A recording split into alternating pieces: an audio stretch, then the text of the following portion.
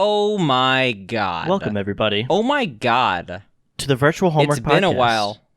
I love that every single time I say it's been a while, when like they have no idea it's been a while, but it's actually been a bit. What are you talking about? I just listened to your previous episode like 10 minutes ago.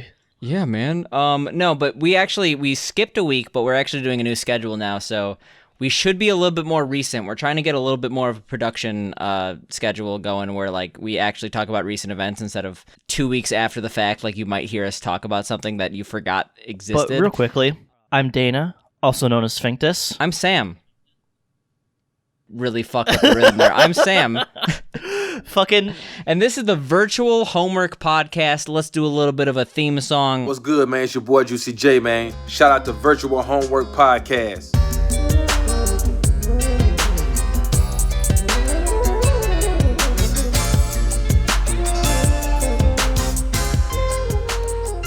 We don't got it anymore. We fucked up the rhythm. So what do we talk about on the Virtual Homework Podcast, Sam? Well, the first thing we talk about is, did you pee your pants after the last podcast? Twice. Actually, 10 times. I'm peeing my pants right now. Okay, then you definitely upheld your end of the bargain, because I was editing the last podcast, and I had a little bit of a note here. You said verbatim, if we do not play Redout right after the podcast, I will wet the bed immediately like a bitch. Well, I guess wet the bed is different than pee the pants. Did you wet the bed?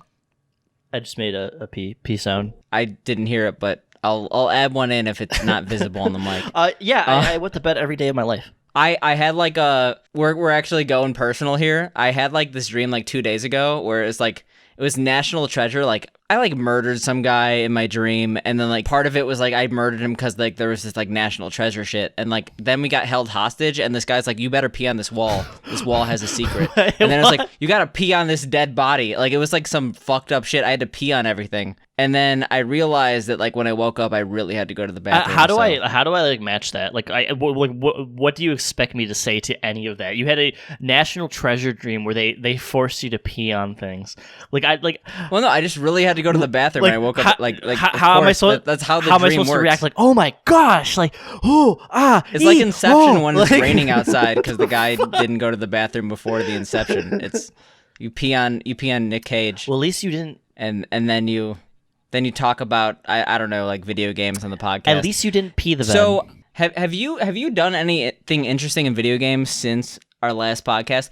2 weeks ago, so long ago. By the way, we're recording this at like 2:40 in the morning. This is one of the more unhinged episodes. By the way, it's gonna go off the rails right now. I mean, I got a Switch. I was playing a shit ton of Luminous. I played a bunch of Tetris because, Tetris is free. You play any Nintendo games? I mean, I played like the SNES because that's like free and stuff like that. But any of like the new stuff I haven't really devolved into. So I have some. I love the Switch, but the problem with it is like, if this thing just had like Crunchyroll and Netflix on it, it would be the best gaming machine ever made. Like that is literally all it's missing is like 3 apps, like a YouTube app, a Crunchyroll app, and like a Netflix app. Dude, welcome to 2017 when we were arguing this. Really? Congratulations on joining the mainstream. No, like this was like a huge talking point like when the Switch was released. Like people were like, wow, no Netflix, no Hulu on release?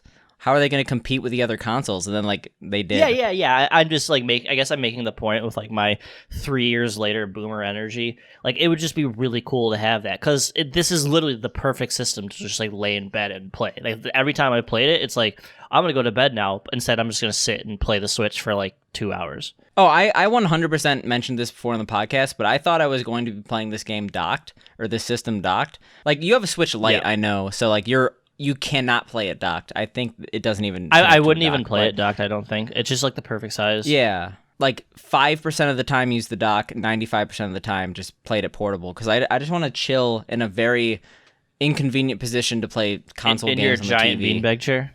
Yeah, pretty much. That chair's dope. And it's very impractical, but it's dope. And I play video games on it, and you're jealous. That's how it works. So what game did we play this week? Before we talk about what game we went into this week, I have to make an apology. Wow. I said that Redout, I was like, oh shit, this game has VR support, and I'll get to that later. I said that about like 3 minutes into the episode, and then I just never talked about it. Like a whole hour went by, and I forgot about going back to the VR support. Someone was probably left hanging. They're like, oh, I'm a huge fan of VR, and I want to know what he thinks that... Do you own VR? I don't, but this is what I was gonna say with it. It's probably cool. Oh yeah, I imagine like being like fully engrossed in that game with all like the graphics and everything flying past you would probably be fucking incredibly nauseating, but really cool. Yeah, so that's all I had to say. I can't do VR. I instantly get sick. I hope it was worth the wait for me to say it'd probably be cool in VR. Yeah, our listeners are on the edge of their fucking seats waiting for you to finally the VR talk about Redout. You know. Yeah, exactly. Stunning revelation. I mean, like, if we're really gonna talk about Redout, like for one last thing, I after Redout, I like looked more into Fast Racing Neo and Fast Remix, and I just really want to play that instead of Redout. I liked Redout, like it's a really good game. I guess you have a Switch now, so you could actually play Fast Yeah, Remix. you sent me the link for it, and like I think I might get it because you said it's like a better version of Redout. Well, I don't know anything about the game, but just from trailers, it looks like it is, and it got good reviews. So maybe one day we'll play it. Yeah, maybe. Maybe a couple years from now we'll play it on the podcast. Yeah, so speaking of playing things on the podcast, this week we played, you may be familiar with the game Earthbound. We played the predecessor to it, which is Mother. Earthbound is actually called Mother 2 in Japan, and I guess we played Mother 1. It's a clusterfuck. It reminds me of like the Mario Brothers 1, like the lost levels, like that kind of shit type thing, but... Yeah, so the U.S. got Earthbound. It actually is Mother 2. There's Mother 1, 2, and 3. Mother 1 was only released for the Famicom, and it was also released for the Wii U very, very late as Earthbound Beginnings. There is actually an official translation way later called Earthbound Beginnings, but as a fair playing field, I know that Dana doesn't have a Wii U. We played on a translated ROM. It's okay because we both own the GBA port of Mother 1+2. Yes, there was exactly. a GBA version of the game that included both Mother 1 and Earthbound, but they were not translated. There's a ROM hack that translates Mother 1 and not 2.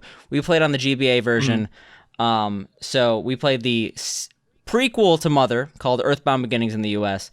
And it is an RPG. You mean the prequel to Mother 2? Prequel to Earthbound, right? Yeah, you said prequel to Mother. Well, then I'm an idiot, and it happens. I'm sorry.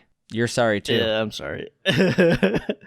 No, like what's pretty cool about this ROM hack, though, I don't know if you notice, as soon as you start the game, there's a chest to the right of you that has an item in it. I'm not sure if you saw it. I was actually really pissed about this. So one of the things that people say about Mother 1, the video game is apparently very hard and very grindy. So Yes. The issue people have with Mother 1, so Mother 1 is an RPG.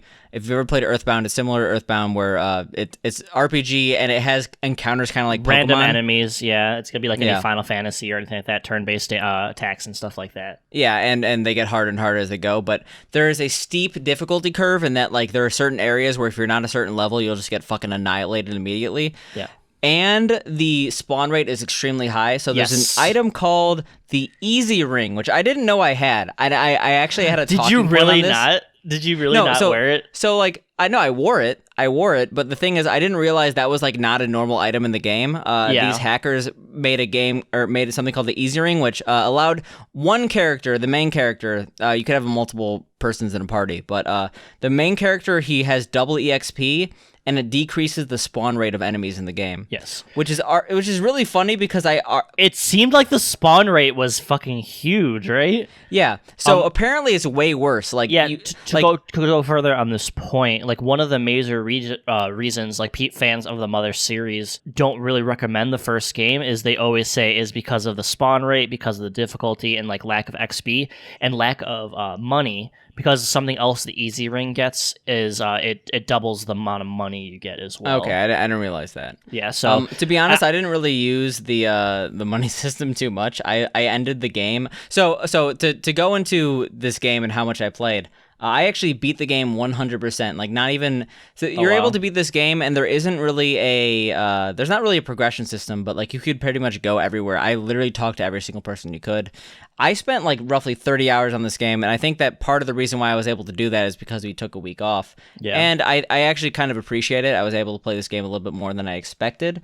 But Well, what did you think about it I finished overall? this game with like $60,000. What did you think about the game overall? Oh, I really liked it, but at the same time, I think I would really I wouldn't really hate it, but I would probably consider the game much worse without the easy ring. Like I didn't Absolutely. realize how much the easy ring affected my gameplay. Can we appreciate for a moment that this game came out in what, 1989? Something like that. That Something is, in the 80s. Like that's insane to me. Like the amount of effort and like just weird, like interesting shit, like the different music, the different sprites, like the different areas, like from a game from the 80s. Like that's insane to me. Like this is like, yeah. This game is actually extremely high in scope, extremely high. Like this game is technically a huge achievement for the NES. Like this is one of the later titles for the NES too, and it so looks kind of makes sense. fantastic. Like the sprite work looks so good. Like all the enemies look awesome. The music is good. Like so the funny thing is, like I've played about an hour or two of Earthbound. So like when I think of this game, I think of it in reference to Earthbound. I'm like, oh wow, Earthbound like came very very far from this game. Like I've never played Earthbound. Yes, there are some sprites that like look very good, but like the overworld map with like the rivers looks very like not amateur, but like antiquated. I would say like I definitely noticed it was an NES game. Well, what the fuck? Sorry. It's like the NES. Like what the fuck do you want? It's just like it is very insane to me what developers did with so little back then, and like I got to give them major props for this game because this is a weird, interesting, like esoteric game. Like I understand why it didn't come to the Americas. Like this is, like I said, it's a weird game. Like for example, I have a talking point here. Within the first like 5 minutes of the game, you get attacked by furniture in your house. You get attacked by a lamp, a doll. Like those are the first two enemies you encounter, and then you have to find a key, which you go to your terrifyingly dark basement to get some random shit. And then the first enemies I encounter in this game are a crow smoking a cigarette, a hippie, which I'm assuming is high on PCP, who starts attacking me, and then I get attacked by a redneck. Like this is a very weird. Yeah, and like the redneck is not like so you play as a 10-year-old child basically, and you're getting attacked by a full-grown redneck. Like the redneck will overpower you, and then like you have to restart the game because there's no save point. It's really annoying. I actually didn't realize that you could save by telephones until like it was too late. I definitely game overed and had to do the entire intro cutscene again. Oh no. Yeah, this game, honestly, so I gotta go into the plot and how you actually play this game first, but what I will say is that we've played this game, it's kind of like most RPGs at the time. There's random encounters. The random encounter rate is honestly bullshit. Yeah, the way that it works, unreal. though, the way that it works, I think it's completely random, which sounds good in theory, but usually as a programmer, I've realized that completely random is really not really appealing random, to consumers.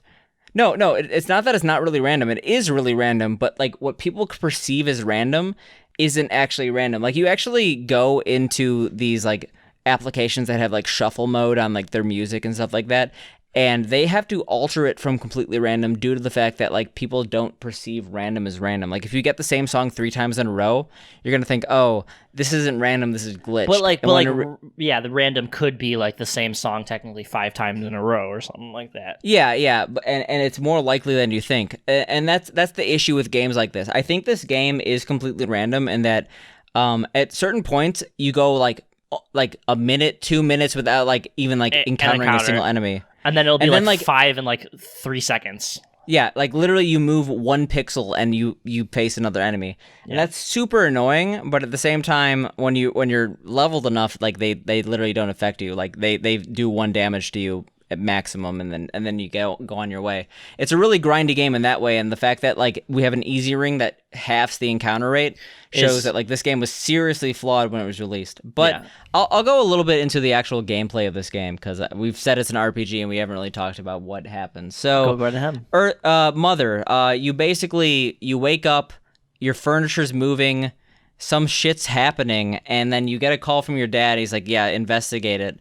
So you realize there's some aliens and they're attacking, and it's 3 a.m, and I'm really botching this summary, but but basically some aliens are attacking. They're making shit fucked up, and you gotta solve it. That's I mean, the game. in classic RPG style, not everything is explained. It's kind of like there's aliens. I guess you're the one that has to save it. It doesn't tell you why you want to. There's really no thought into the overarching reason why you're doing it. Your dad's just kind of like, you got to save it. And it's like, okay, I have telepathy for whatever reason. I guess it's going to be up to me.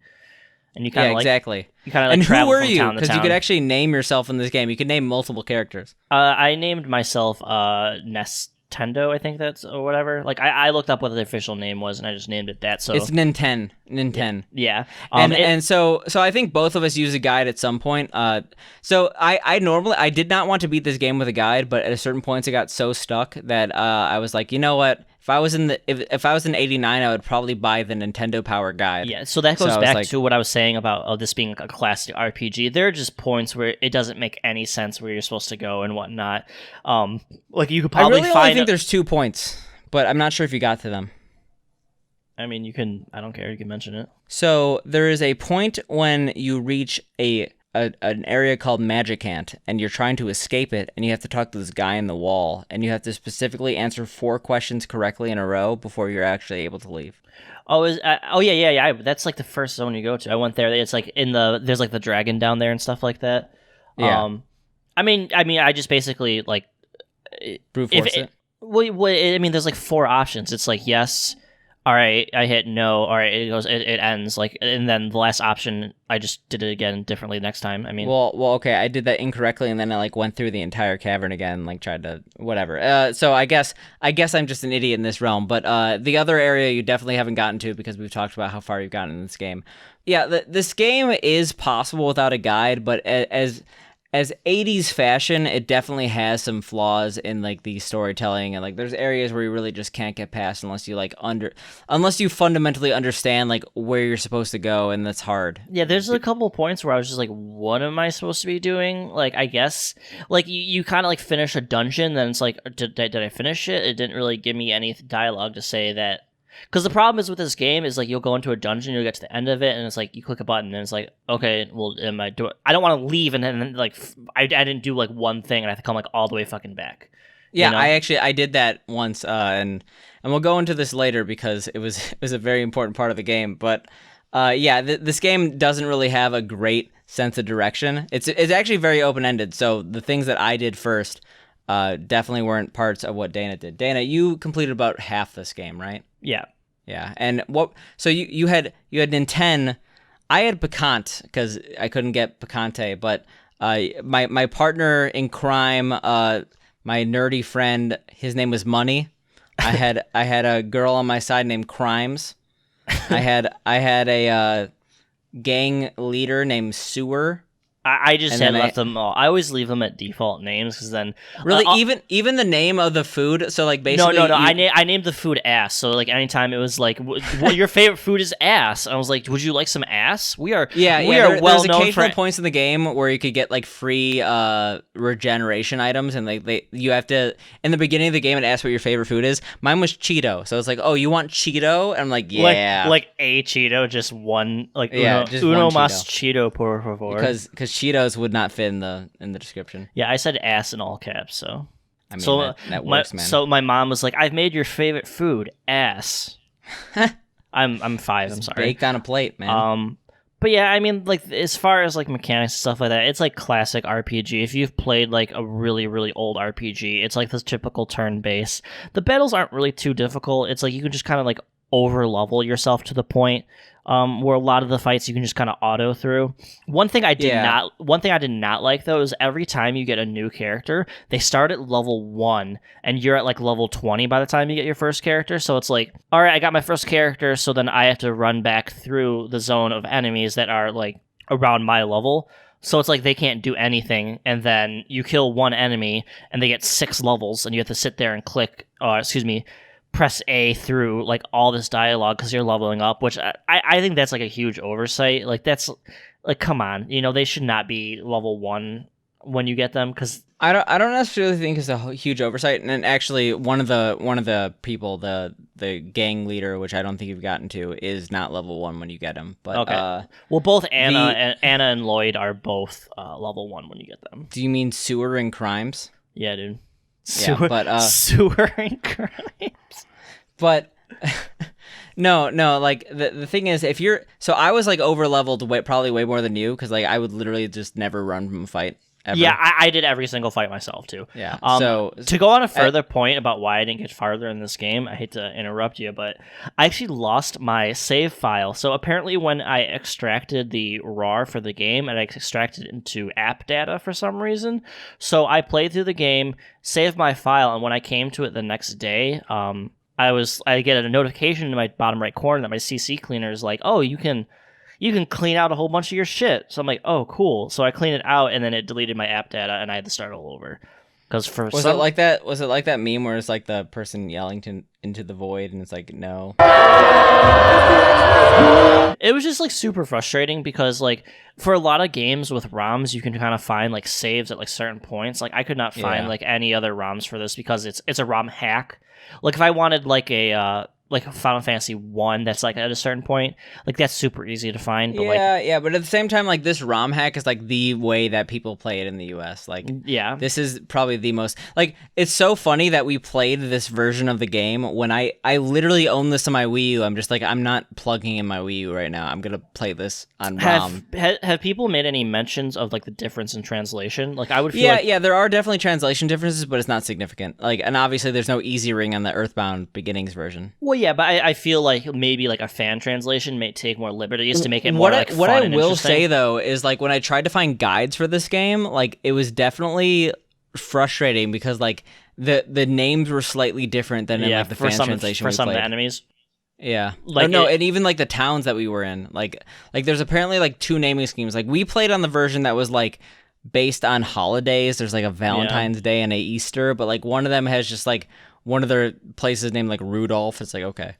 Yeah, and you don't get any of that. Or like one of the items you'll find on like a previous version is called like the gold ring, and then like on this version it's like the enchantress bracelet or some shit like that. I don't know. Yeah, but on the actual like topic of like the game itself and like the places you went, like there's like a serious like thematic like element to this game where like you go to a new place and you feel it. Like I was very surprised how much it hit me for an NES game. Like you go into the desert, you feel like you're in the desert. They have some like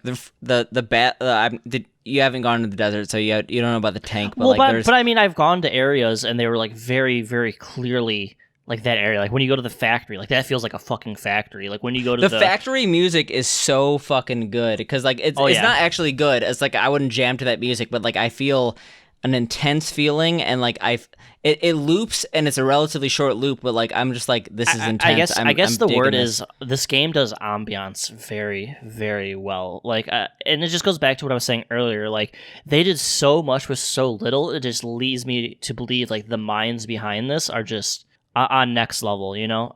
Yeah, you went to the snow area, right? And like the snow music is so good. It's like all the set like this game was made in like 1989, and the sound and art direction is like fantastic. Like you look at some NES games, and it just looks so fucking ugly. The caveat though, is that this is actually the GBA port.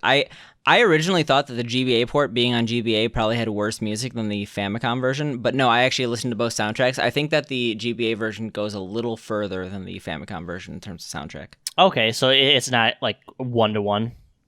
It's not 1-to-1. It's like the actual melody is 1-to-1, but like there's like, you know, different instruments. Like it sounds slightly What better. about like graphically? It's the same though, right? Graphically, it's roughly the same. I mean, like, I think this like, you've seen NES graphics that look super muddy and, like, horrible. You can't make anything out. Like, there's not much in this game you can't make out sprite-wise, I feel. Yeah. I mean, like, there's some, like, inherent flaws, but it's mainly in, like, the rendering of, like, people. Like they block buildings and you can't really go around them. Like, there's some basic NES features, but that's because it's on NES. It's not like you're going to have, like... Actually goes into the point about some of my major problems with the game is, like... You literally, like, there's a space between two buildings, but you can't go through it because it's kind of at an angle.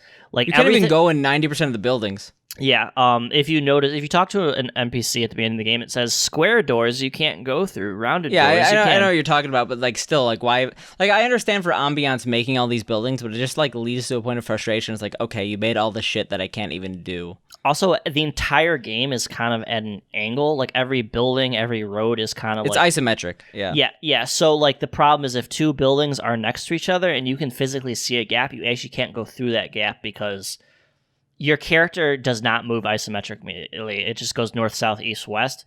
So it kind of clashes with that. And then there's some times when there's doors that you can't go through because like an NPC is like pathing really stupidly, and it's like, fuck, I wanted to go through this door, get out of my way. It basically it's basic in that it's an FDS game, and when you try to go anywhere, like even shadows are like drawn in, so it's you can't go into where they are. I mean, this game, I can't really hate it too much because it is like one of the first of its kind. Like games after this, I'm sure they made the same observations that we have. Like, okay, this isometric thing is an issue. Okay, the NPC pathing is an issue. And the games to come after this in the RPG style probably fixed a lot of this kind of stuff. Yeah, I mean, I like, so I've only played about an hour of Earthbound. I wouldn't be surprised if we played this Earthbound on the podcast, but at the same time, like I genuinely think that this was a very good RPG at the time. I'm surprised it didn't come to the US, but I guess it was relatively late. Like I honestly, I think it's too weird for an American audience. Like you're gonna. I guess Earthbound actually sold terribly. Like Earthbound it was one of the worst selling games, so that makes sense. Like Yeah. I think at that you had to think of like the market of video games in the early 90s. It was all like action, this, that. Like you remember like the commercials they had for video games back then? No, because were all I was like, fucking like 3. well, you fucking see like a YouTube video. It's all like video games, punch your mom in the face, fuck yeah. But like this is very like not that. You know, I don't remember that commercial, man. But I mean, like honestly, like shit got real in this game. This game got dark. You didn't get to like when it really got dark, so I'm not gonna like spoil it too much. But I'm 100% gonna play it though. Yeah, like so, like you started like there's like fucking animals at the zoo getting possessed. Yeah. And then it's like like the cemetery is getting possessed. And then it's like, oh, by the way, you're going to like transported to Magic Land. Like once you fucking go to the Magic Land, it's like shit gets real. All hell breaks loose. Shit gets real. Did you transport and like, oh shit, I'm in like Magic Zone. Well, yeah, because that's like the very like after the zoo, that's the very next place you have to go is the Magic Zone. Yeah, it's like everything's realistic, and all of a sudden you like transfer to like fucking.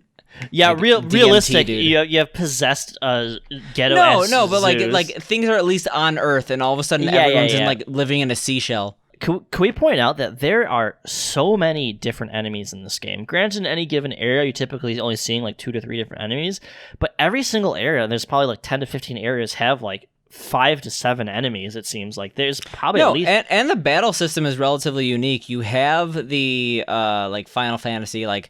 Fight, attack, run, defend, guard. Yeah, but like there's PSI too, and like there's really cool moves that you could do, especially once you get your magic girl partner. Mix. She has a lot of cool abilities like PK freeze and stuff. Yeah, but like that. honestly, the most innovative thing is the auto battling mechanic, which is great. Honestly, it's so great because there's certain things you want to just like. I've done this battle so many times. I just want to plow through. Yeah, and yes, it's not the most intelligent, especially when there's multiple enemies. But like, if you're leveled enough, it's like okay, these enemies are done. It doesn't matter. Yeah, I do the same thing. One of probably my major qualm with this game is definitely the inventory and menu system is fucking terrible. The amount of times I accidentally pressed the wrong button trying to get to like the inventory and menu, like I just like didn't get it, and I played this game for 30 hours. You keep hitting like no, you keep hitting no, or like you accidentally buy something from an NPC.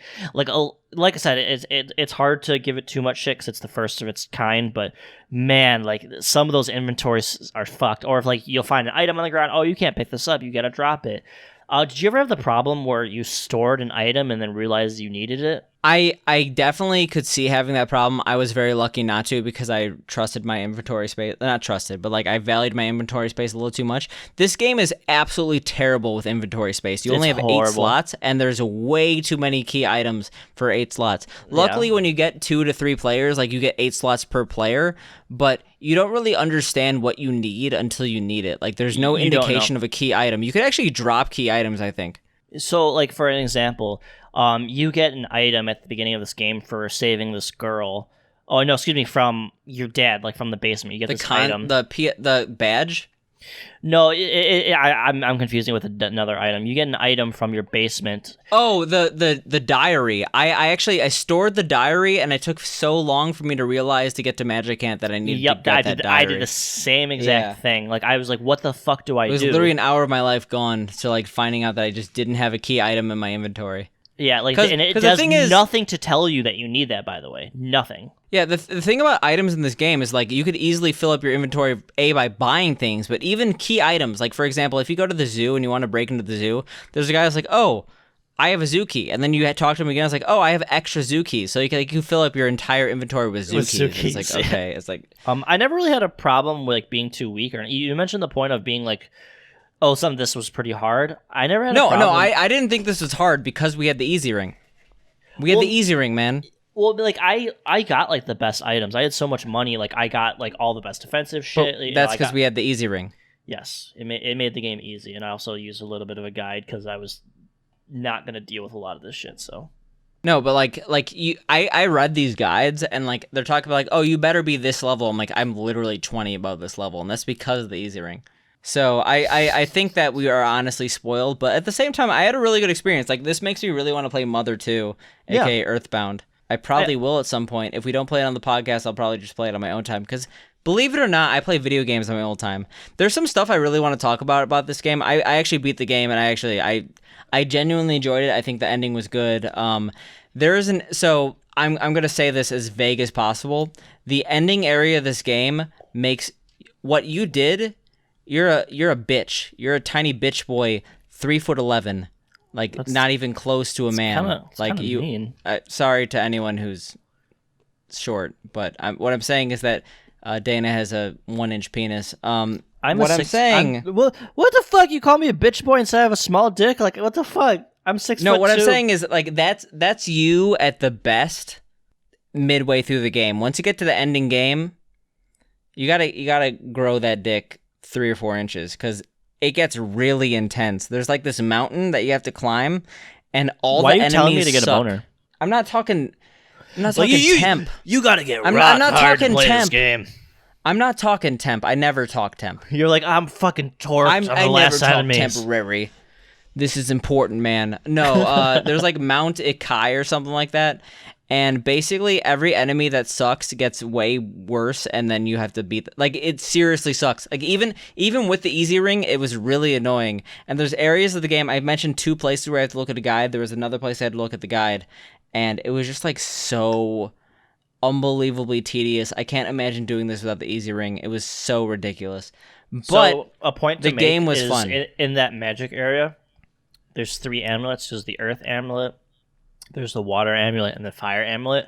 I bought one of each of them because when you get to the future areas, I'm assuming there's like, it's like water enemies, it's all like fire enemies, and it's all like earth Congrats, enemies. those don't matter. It doesn't matter. Like, these enemies are so over leveled that like it's so stupid. There are points where like the game, even if you are significantly over leveled, you have to go back and heal because a single fight for like you ever face like, because the game works where you could have 1 enemy and then you could have like 4 enemies, like 4 of the strongest enemies in a row.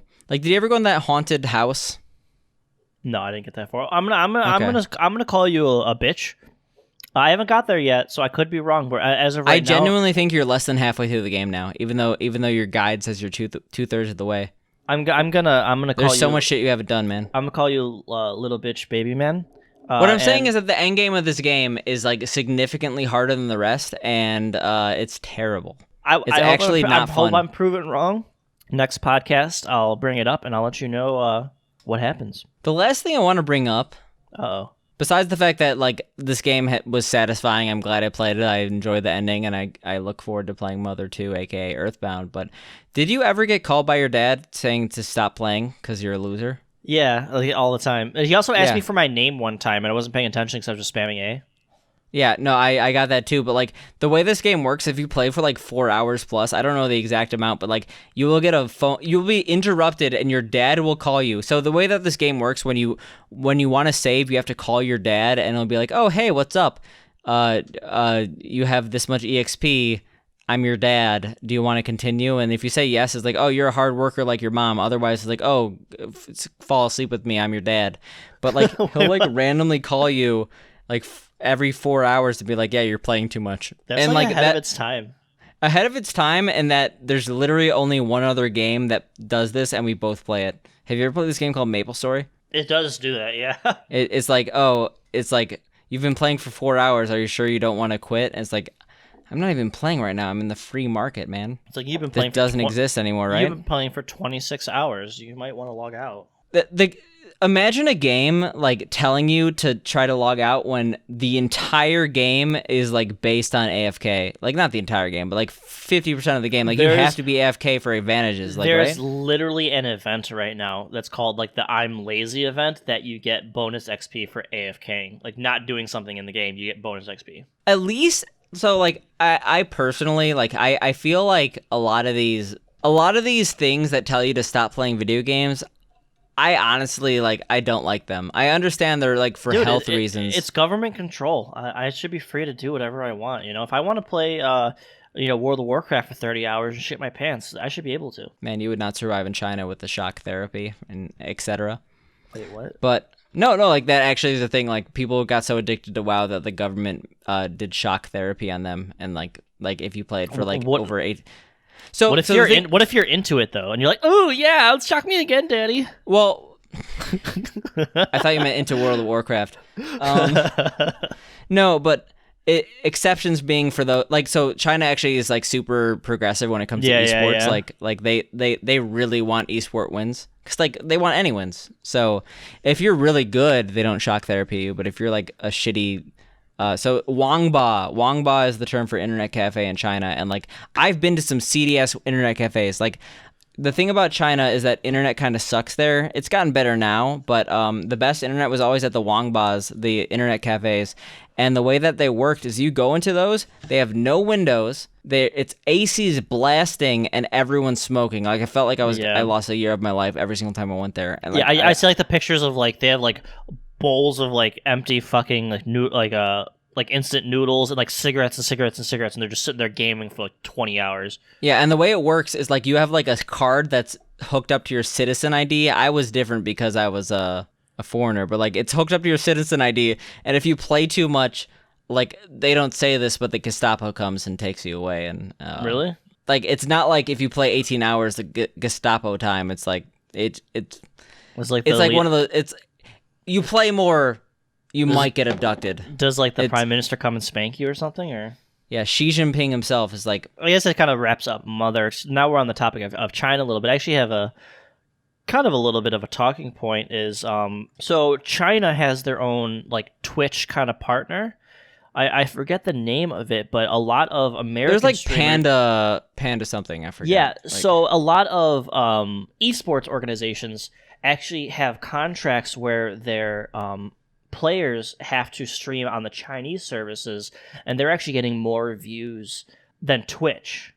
And they're actually getting more money So there's out two parts of this. There's two parts of this. The first part is that, yes, for those who don't know, China, like, honestly, this is not like me being condescending. Like, I've spent a lot of my life learning about Chinese history, and like I definitely enjoy talking to people about things that might not know about China. But yeah, at this point, it's probably common sense. So I'm probably just sounding like an asshole trying to explain. Yeah, they basically have their own internet. Like, yes. There's the Chinese firewall, which basically blocks most U.S. sites. Which kind of, it's funny when you think about like, oh, we're banning TikTok. Like oh, it's not like literally Facebook is banned in China. Literally Google is banned in China. Most sites are banned in China that are popular in the U.S. And there's two reasons for this. One, the spread of information. Like if you ever search on Chinese websites like Baidu or Youku, like about like Tiananmen Square, you're not going to find any information. No, Youku is YouTube. Yeah, it's going to be blocked. But it's two parts. One, they're trying to not get information spread that they don't want to get spread. But two, they understand with a population of 1.3 billion, they could easily have their own market for websites. So like any website that could exist in the US, like they're going to have a Chinese variant. And that Chinese variant becomes the most popular because they literally block like we wouldn't block Youku in the US. We don't block Yoku. You can go to Yoku. But like they don't care about blocking YouTube. They don't care about blocking Google. They're gonna do it. So just to go further on my point though, like what brought it up is I was watching a popular streamer and they had mentioned an esports organization saying they're getting all their streamers to sign up for that website. Used to be able to, but now you can't anymore. You have to like go through like all these laws and they have to like authorize you to stream on there and stuff like that. But there's serious money to be made as a foreigner on these websites. Because from my understanding is the Chinese market is like hungry for that kind of content. So yeah, I mean they got like Momo and shit like that, like Billy. I forget the websites. There's like one called like Panda, but I think it's Billy is the one that I'm talking about. Like their esports is huge. Like they go hard in the paint. Shorty, what you think about it? No, like traditionally, like China is a communist state, and communist states have generally. Oh, so China is not communist at all. I hope people don't realize like China is a capitalist, opportunist, authoritarian regime. But yeah. Traditionally, states that have stem from communism like significantly care about sports. So you might have heard like Russian and Chinese like Olympic medals and stuff like that. Yeah. Part of it is just like honor to the state. And because of that, they value esports more than like a country like the U.S., where it's like, esports is cool if you win, but they're not like going to actively train people. Like China is like literally like they have state-sponsored like esports regimes. They want to win, and so you're seeing like a massive amount of people in China that are just wrecking people in games. It's not that they're wrecking people in games, but like there's just more numbers in general. Like if you have an esports league and 80% of the people are Chinese, like it's probably going to be a Chinese person that wins. Like the most recent Hearthstone champion was in China. It's just something that doesn't translate to the U.S. in terms of like pride, country pride. Like yes, well, we have country pride in like other ways. yeah, true, but like this is like a national pride of these countries, while in the U.S. is like, oh, it's cool if we win, but I don't give a shit about this at all. Well, I mean, I think there's like a lot of pride in winning things in the United States. I think it's more traditional, and that's another problem I have in the United States. I feel like we're getting almost like left behind in the modern age. Like a lot of other countries are modernizing ahead of us, but we're still stuck in ideals that are in the past, I feel, as far as like what we idolize and so on and so forth. I don't disagree with that, but what I'm specifically talking about is like if you tell someone that the U.S. won the League of Legends championship, they're probably gonna be like, cool.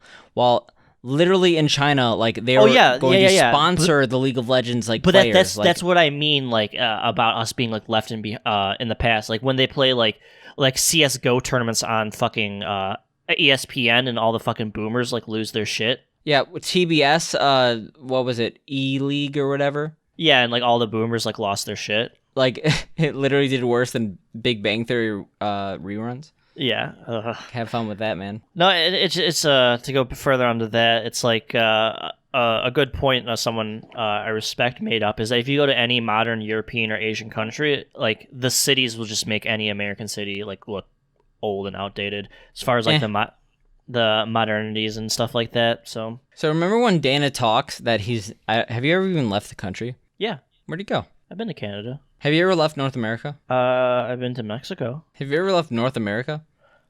Shut up. No. Mr. Worldwide. Bald reveal. Mr. Worldwide. Dale. Okay, hats back on. Never again. Never again. But no, I had to say something because if you're bald, you could yell Dale Worldwide as loud as you want, and no one will stop you. The issue with Dana is that he's a hater. So we're talking about esports and video games. I'm sure you saw some of the reveals for the PlayStation and Xbox. I mean, at this point, it's kind of a little outdated.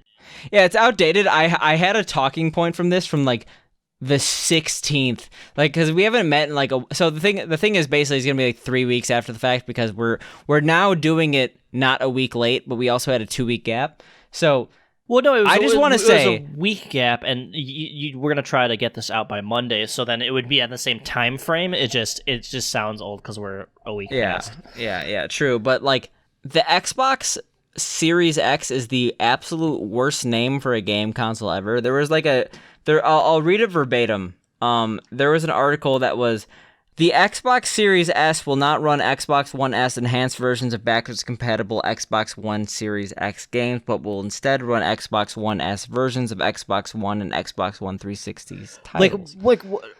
What? That's too many Xboxes in a row. Like the amount of parents they're gonna get like the wrong system or something. Did you see that when the Xbox Series X went on presale, that the Xbox One X went up 700% in sales? So I went to GameStop the other day, and I was having a conversation with the employees about this. What that was it was a series of extremely poorly coded bots. Because if you know nowadays, everything's bought up by bots. Like the new Nvidia cards were bought up by bots. The new Pokemon card set was bought up by bots. Like all the shoes are bought up by bots. There are poorly coded bots that got confused with the names since they're so similar and bought out that many Xboxes. So an extent of that is human error, but it's like 92% like bots that bought the wrong thing. So we were going to talk about Xbox PS5, but I have a very important thing to talk about, and I'm just so frustrated as a human being. I want to buy things. I'm a consumerist. I just want things in my house, but I can't. And I'm so frustrated. So this has happened. I was like, okay, I want to buy the new analog Game Boy Pocket or whatever. You know what I'm talking about? Oh, yeah. I saw that on the CU podcast. It looks dope. Oh, no. I'm 7 minutes late. I guess it's sold out. And so that happened. Yeah. But you can go on eBay and pay 4 I times wanted a new system. It would be sold out within minutes, right? And then, so the final straw, and the point where I'm extremely pissed, is that Nintendo, for their 3D All-Stars promotion, had a limited pin set, and you had to do shit. So I had to do their survey regarding which Mario am I. Apparently, I'm like Mario... Whatever, I'm some Mario from like 64. Sure, I'm Mario 64. And then I had to download Mario Kart Mobile and like play like 8 tracks, and then I also had to like go to the music player of my game and also redeem points for like my specific Mario, and like I did all the shit. I did 6 steps, and then it's like, okay, you could finally redeem it for the pin set, and then within 5 minutes the pin set was gone. It's sold out. Like, it's not even sold out. It was free. It was free if you order the game. You just had to pay for shipping, and they had a limited run, and I just couldn't get my fucking 30th anniversary pin set. I'm actually extremely upset about this.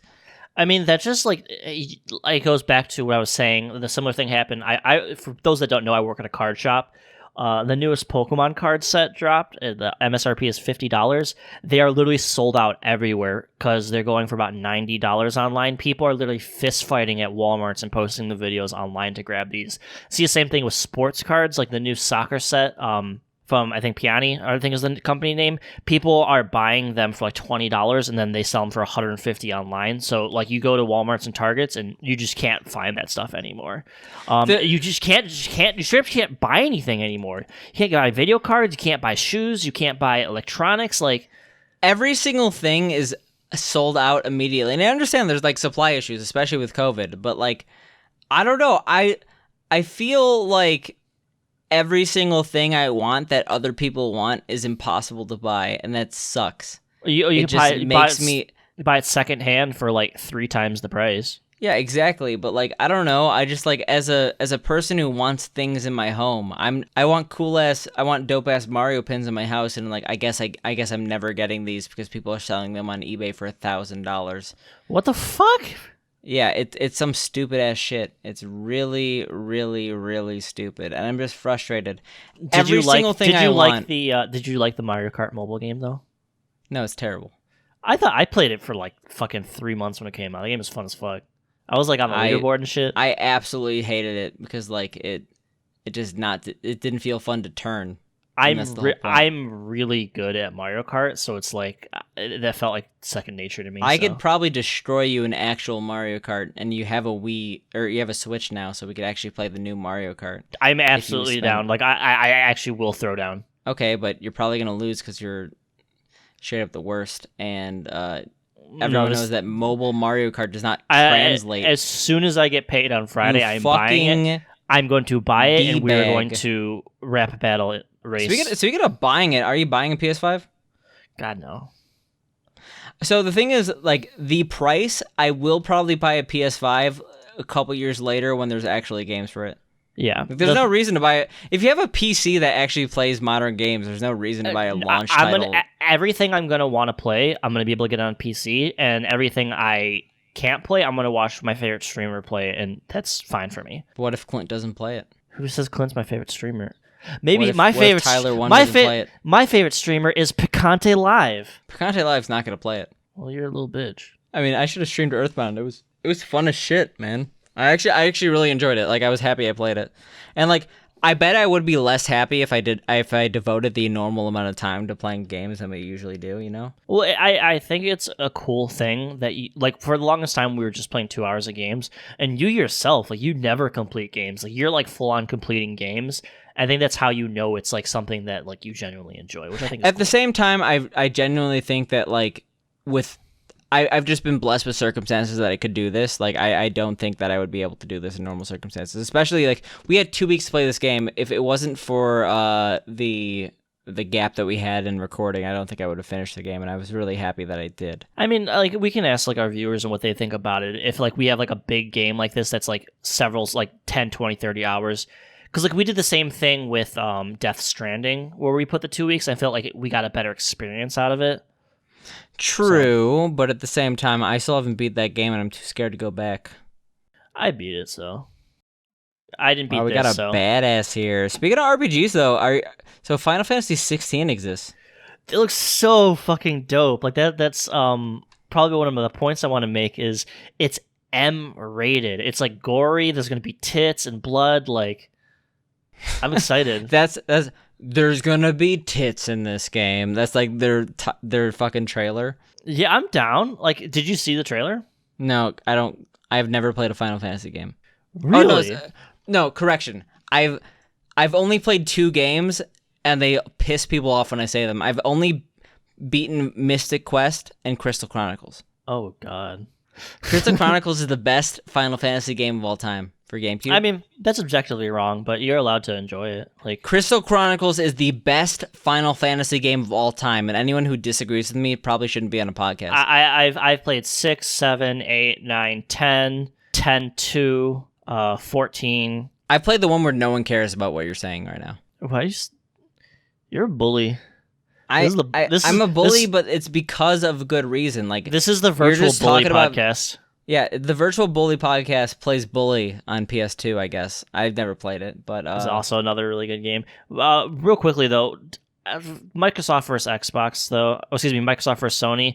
I feel like the PlayStation beat the shit out of fucking Microsoft this time around. So the only reason I would have thought that Microsoft won, I thought 500 was a little low, and that PS5, considering that Sony as a company is doing terrible besides the PS5. Yeah. Like, I was like, oh, they can't price it as low as the Xbox. But no, they price it the same. And honestly, I don't see a single reason why anyone who has a good PC would own an Xbox. Like, there are exclusive. Over the past couple of years, like, Xbox has made themselves, they've emphasized themselves as a company, like, yeah, if you have a PC, don't buy an Xbox. Yeah, you can Like, play these games, but I think did we talk about this in the past that instead Probably they're gonna, like 10 episodes ago. yeah, instead of like an Xbox, they're gonna have like the Xbox gaming PC type thing, kind of like an all-included thing. No, I understand what you're talking about, but at the same time, like, I don't it just think doesn't work in a console generation. Like, people just view consoles differently, and the Xbox. Well, I just don't Xbox think is they're gonna gonna just have- fucking lose. Yeah, I don't think the Xbox is going to be a console like a generation from now. Like I would Yeah, be no, very I agree with that 100%. Like, I seriously, there is no chance I get an Xbox Series X, and there is a chance I get a PS5, because really sadly the reason why I would get a PS5 over like I didn't get a PS4 because it didn't have a HD DVD player. I'm very very very very very very minority in that way. Like, no one cares about DVDs except for me. But like, for actual games, like, there's no reason to get an Xbox Series X. Like, there's no exclusives. Like, you could just get them on PC. Yeah, I can't think of any games that I give a shit about. It's like, I can play like the newest Call of Duty for the month that people play it for. I mean, I guess Xbox just bought On PC. Bethesda. Well, they bought like Vimeo or whatever the Bethesda parent company is, but it's not really gonna.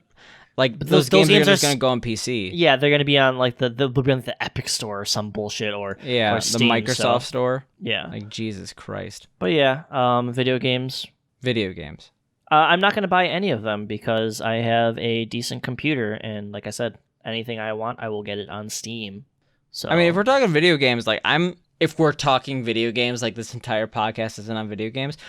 Are you going to BlizzCon 2021? Woo! I am. I think it's cool they're gonna have like the virtual BlizzCon. I always do enjoy watching it and stuff like that. So Although virtual BlizzCon isn't even new, right? Like they've always had a virtual ticket. Yeah. You can always watch it, which I've always bought because you get like a mount or something in game. I'm not surprised. It No does one suck. should be surprised. Imagine if you actually think that any conventions are going to happen in 2021. Like it's not even if COVID was cured January 1st, 2021. These conventions takes a month to plan. You know what I'm talking about? Yeah, there's no way and stuff like that. I am kind of upset because I know you like to go to the BlizzCon, and I was actually hoping to myself go to one soon, but it looks like I'm gonna have to wait till 2022 at the earliest.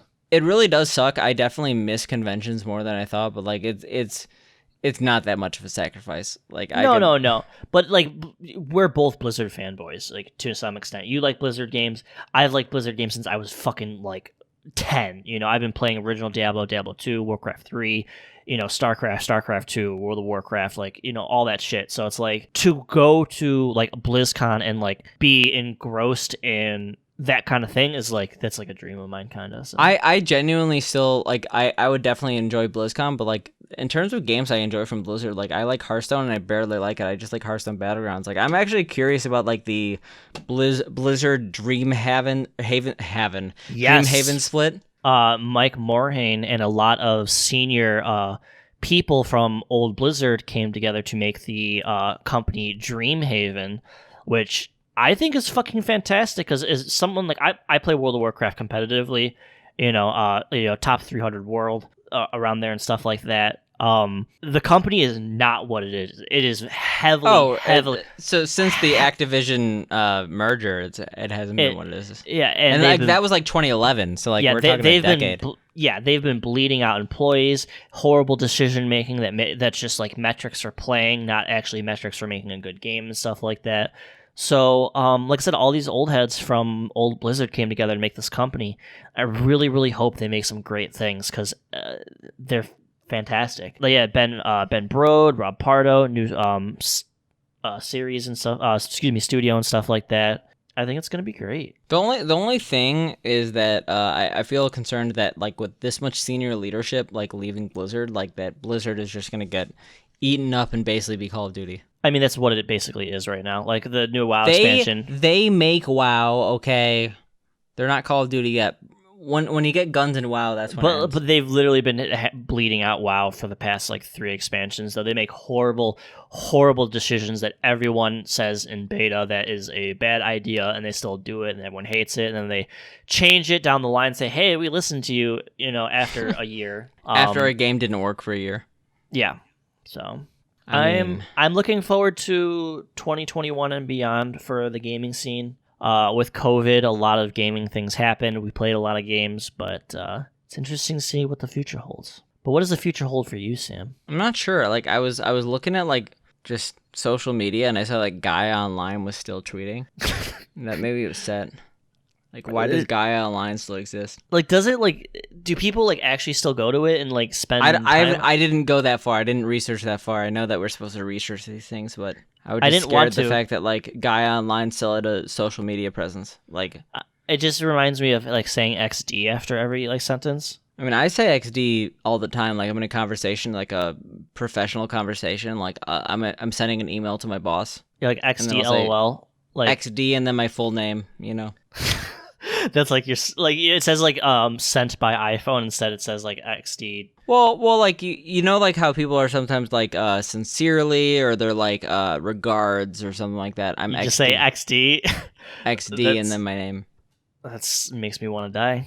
It's like, oh, our Lambda has been throttled by AWS. We need to specifically talk to X, Y, and Z about this so we could get better performance on our application, XD, and then my name. Do you ever accidentally sign your name as like an online alias? No, but that would be kind of awkward. Like, Pushy Smasher 9000 or something like that.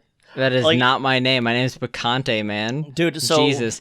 I mean, when- there are honestly some people who like have really unfortunate names. Well, it's like to go back into horrible usernames. Like I used to oversee applications for my job at our previous location, and we would literally get applications emailed to us from people that had like emails that were like, sexy slut 69, Goku fan 420, weed xx Sasuke scars at gmail.com. Like Sasuke it's like scars. like get a fucking like a semi-professional email, man. Like, I mean, there's like kind of a story about this with me, and that like when I was in like 2010, I had this like random photo of me like drunk with an eye patch as my actual like email. Like, like everyone has an email that's like their actual name. yeah. And like I made this my profile in like 2010. And then I almost immediately removed it, but there was like some weird caching that occasionally like it would send. Like I actually did not get a job because like the recruiter was like, your profile picture is like you with an eye patch, right? I'm like, I removed that like 4 years ago, man, because I was like in 2010. So like I've since just replaced it with a professional picture, but like you'd be surprised. You would be surprised at how many people don't want like a picture of like Sasuke having or making out with Naruto? I mean, as a to be fair, professional photo. my Facebook picture is a dog with a wig that looks like me holding a gun. So, like, I'll post that on the company Facebook. I didn't even page. notice that gun, but I guess Like, I'll post like official like posts on our Facebook page that like the owner of the company clearly sees. Maybe he doesn't notice the gun. I mean you're gonna get banned, man. Like SoundCloud on Twitch. Do you know why that happened? DMCA, like automatic, right? Really? Okay, I know you sent something about that. I had no idea, man.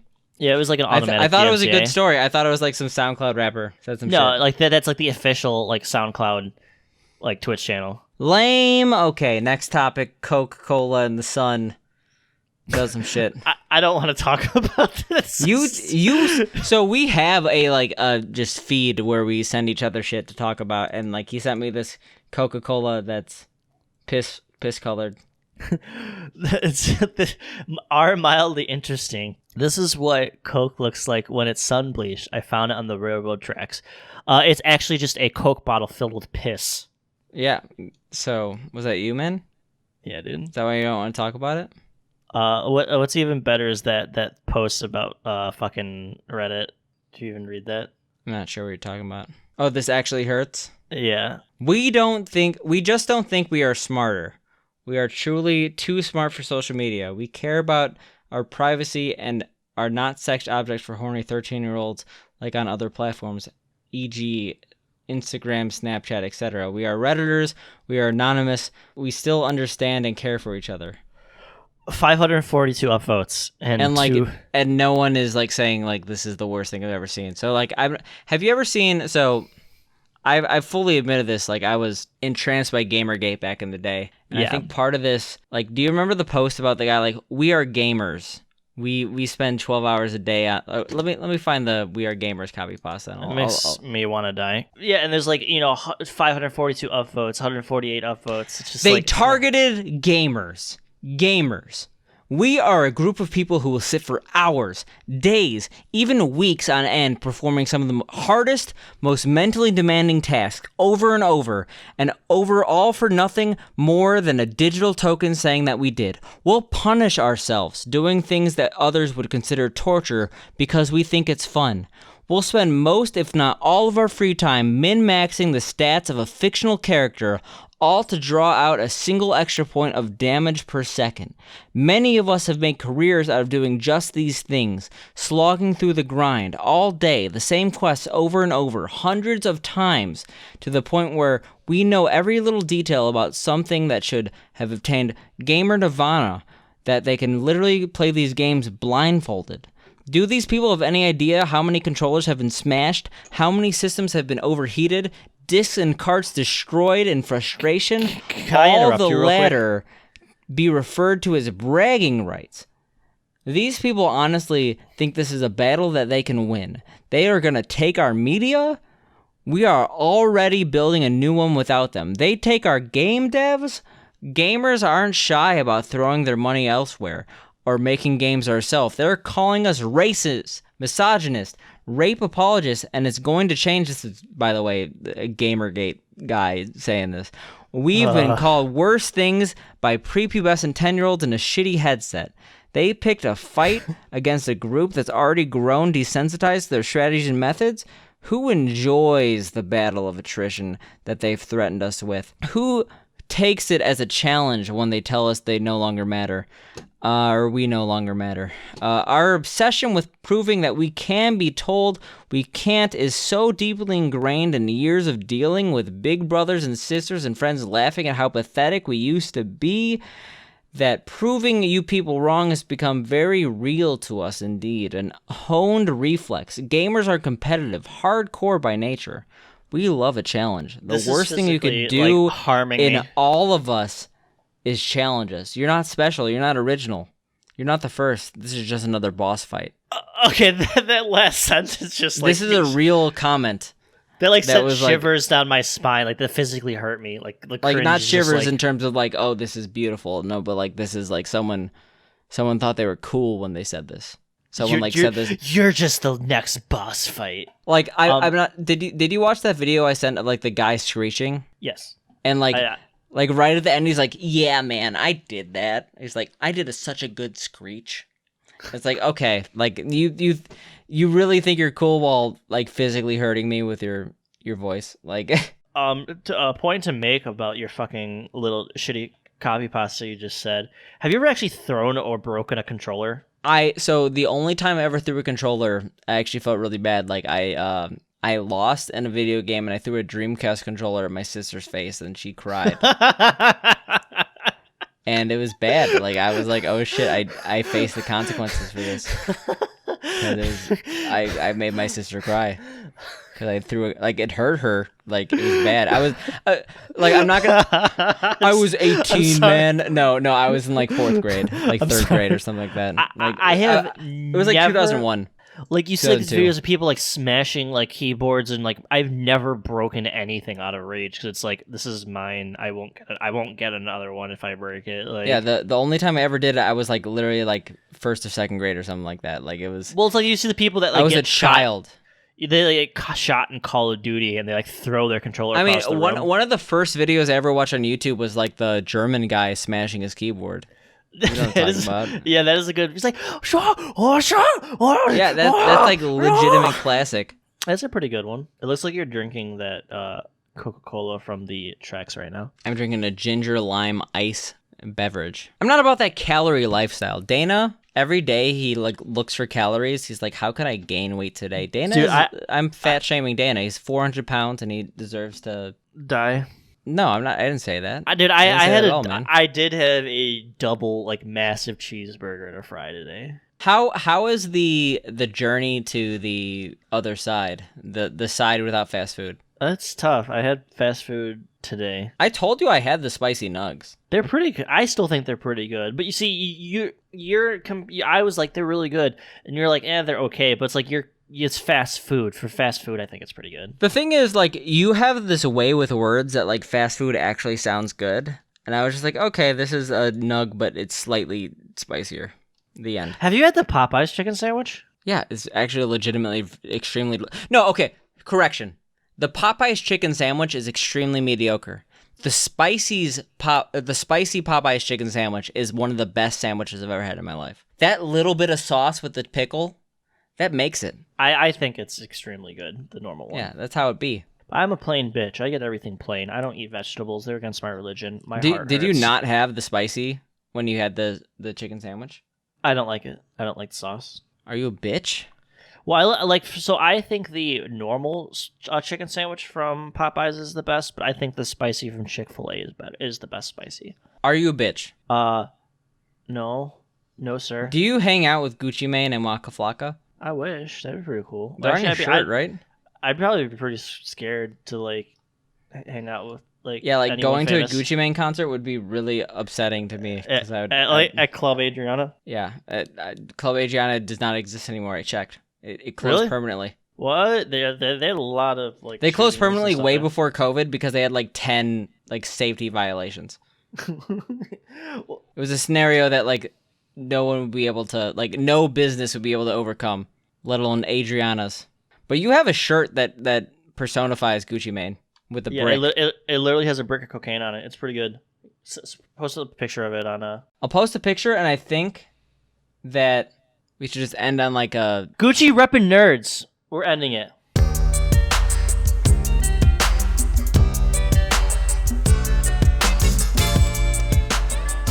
Hey guys, so if you liked the episode, make sure to follow Virtual Homework Podcast wherever you get your podcasts, and rate it 5 stars if you can. Or if you hate it, do 5 stars anyway, or I will find you. If you rate it less than 5 stars, Dane will be bound and gagged on a train track. Wait, what?